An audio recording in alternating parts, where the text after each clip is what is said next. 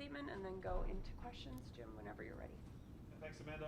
Look, first and foremost, thanks to the fans. Again, have made this place really hard place for the opponent to play. Again, great accomplishment from the guys to go undefeated in this stadium. Who knows, with a little luck here or there, we can host the final now. So, really important for us to clinch first place. We had a bad taste in our mouth from Charlotte, and I think the guys really stepped up and showed that this team is, no matter who's in, who's out, plays the same way. So, I thought Matt Real stepped in and did an incredible job for Kai, who's been the best left back in our league. In Ali Bedoya's absence, I think Jack, really did a good job holding down that side of the field, and again played some really good through balls that opened up Toronto. Obviously a special goal from Daniel Gazdag, who had an incredible day, the type of day an MVP player has. So again, really proud of him. Made a run at the Golden Boot. I think came up a little bit short, but still an incredible season from him, and what a goal to score. So this team still has work to do for sure. I still don't think we've played a perfect game, which is the great thing about this sport. You can always improve and get better. But overall, players deserve all the credit for, the breaking of almost every record that we have in our club's history. The fact that we just don't concede goals. We work so hard defensively as a team, and that leads to us scoring a lot of goals as well. So a complete team performance today. Don't want to single out too many guys, but on a night where we needed to get a result, the guys stepped up in a big way. So now we'll get a little rest, get ready, obviously earned the bye, and obviously know who the two opponents possibly could be. It came down to the last game to get that defensive record. Yeah. You did get it, and what did it say that, even after it was 2-0, you guys were in control of that game? They were all the way to the last second scratching and clawing for it. Were they talking about it? Or? Yeah, they look, you see in the modern game, when you get a big lead, which we've had a lot in this building, the tendency is human nature to take the foot off the gas. I'll use Man City, the best team in the world right now, probably. When they go up 5-6-0 against Man United, to keep a clean sheet is still really difficult because the other team is throwing numbers at you. They're taking risks, and our group, for whatever reason, is really motivated for the entirety of the 90 minutes to make a big block, to make a big tackle that I think maybe some other players and teams aren't willing to do when the score line is and the game's been decided. So the intensity that they play with in training, I think, leads to on the field in the games. Our defenders and our midfield and our strikers don't like when we concede goals in training, and I think that's carried over, and that's the reason why, in a 34-game season, this is the new benchmark, and it's a pretty incredible one to do it consistently. Obviously, minus the Charlotte game, to do it consistently and not concede the way we have is something that I'm really proud on. And defense is our foundation. Make no mistake about it. This team defends really well, and because we defend well, we're in every game. I know you don't want to steal guys out, but for Olivier to make that play on the goal line, Big play. what does that say about him, sort of? Yeah, those are game-changing plays because, again, I'm glad you brought it up because a lot of times those get forgotten in a 4-0. But if that goes in, all of a sudden, a little nerves, a little panic sets in, and they can come at us a bit. So there's always plays within the game that maybe don't look big afterwards, but in the moment, that was a huge block, a huge play, and a big turning point in the game because he makes that play and we go into halftime comfortable rather than with pressure, because you saw what Montreal was doing. We knew that I feel like every 5 minutes I turned over, Brandon told me they scored again. So it was, the pressure was on us to get a result. We did it, and first place in the East sounds really good.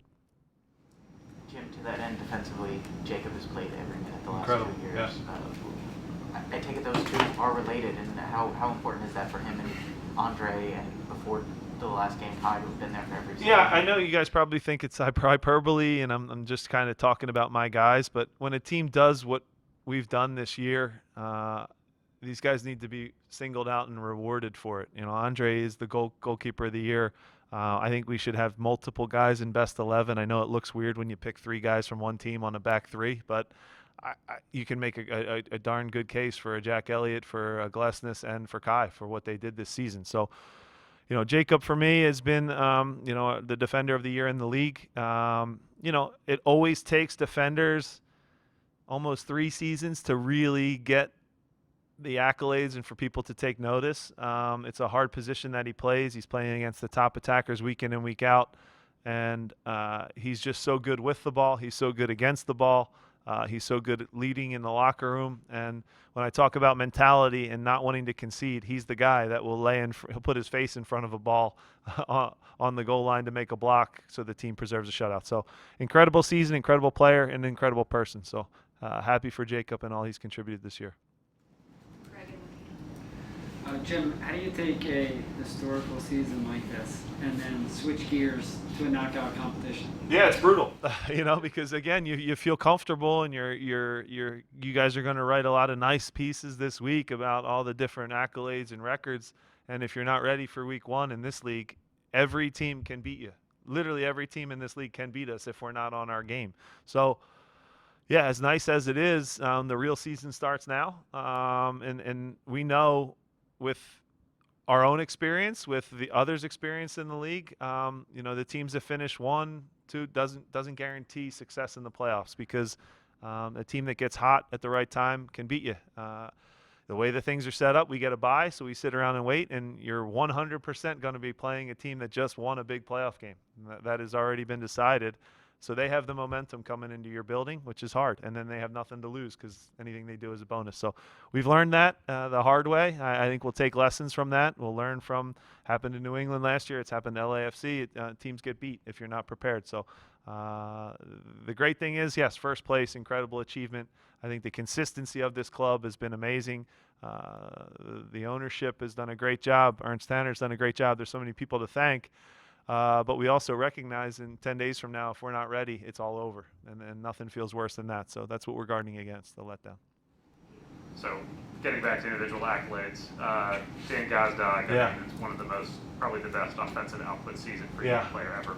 What are the qualities that make him special in your mind? Yeah, so again, another guy, locker room wise, great kid, great person, no big ego, not high maintenance, doesn't need, to be treated different. He's just one of the guys, which from a starting point is incredible for a guy with his talent.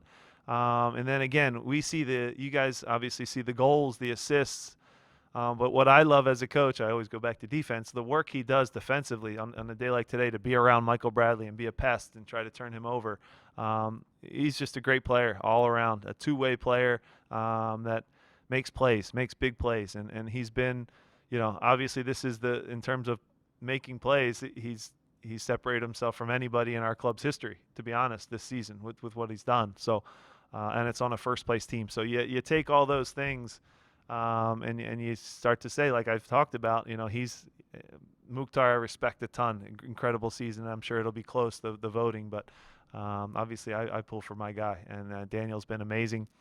Starts with the defending. It starts with his humbleness in the locker room, and he's just such a great kid. And I'll just say a guy I want here for the long haul.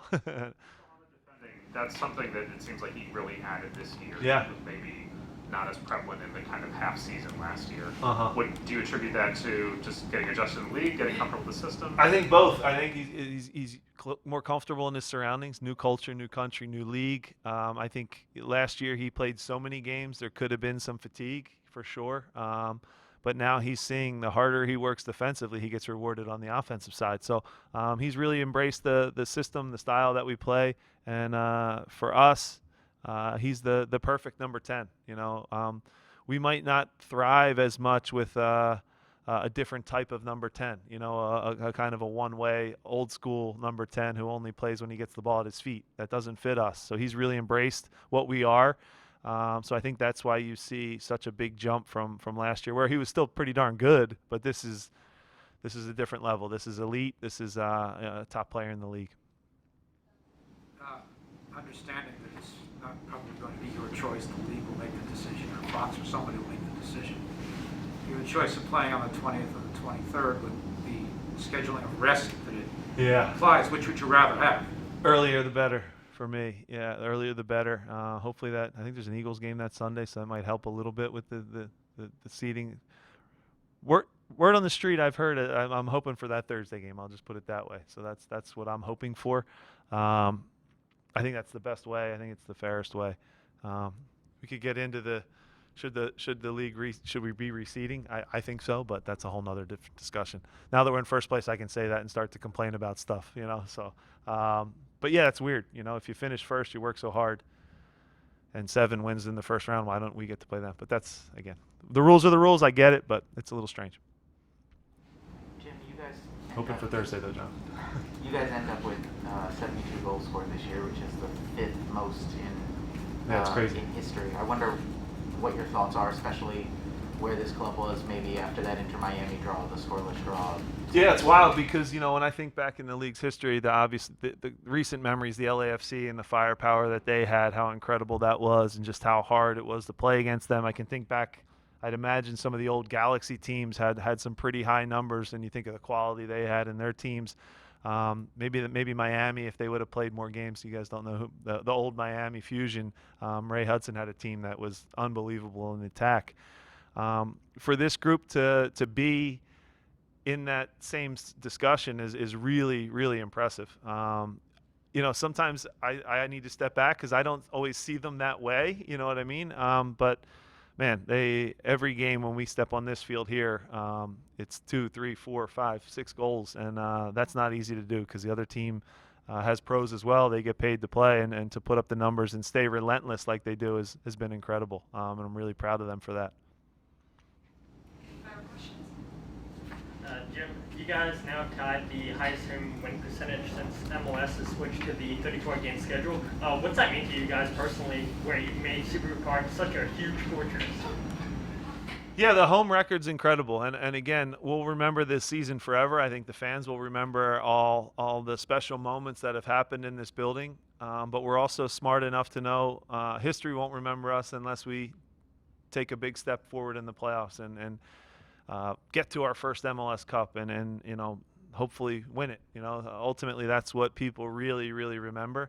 There's always outliers in different seasons, but if you don't do it in the big moment, you get forgotten. So I'll remember this team forever and the accomplishments on the field. I think the fans will. I think you guys have done an incredible job covering them and making them feel special. But it's a cruel game, man. The second you feel comfortable, any team can beat you. So you guys have heard me say that quite a bit. So yes, we'll enjoy it. We'll I guess I'll give them 2 days maybe to read the headlines of how good they were, because they were pretty damn good. But then it's right back to work. In an elimination game, anything can happen. So we need to be ready. And for you personally, that was your first win against your former coach, Bob Bradley. What's that mean to you? Nothing, honestly, to be honest, so Bob's a great mentor of mine. He's an incredible coach, incredible person, great family. His son played, I think, every minute of the season, which is incredible. And he had a really good year. But yeah, I'm grateful for everything that Bob did for me in my career. But yeah, to beat him, it's not a one-on-one thing. It's a team sport. So a good team effort tonight, and we got the points. Any final questions? All right, thanks, Jim. Thank you.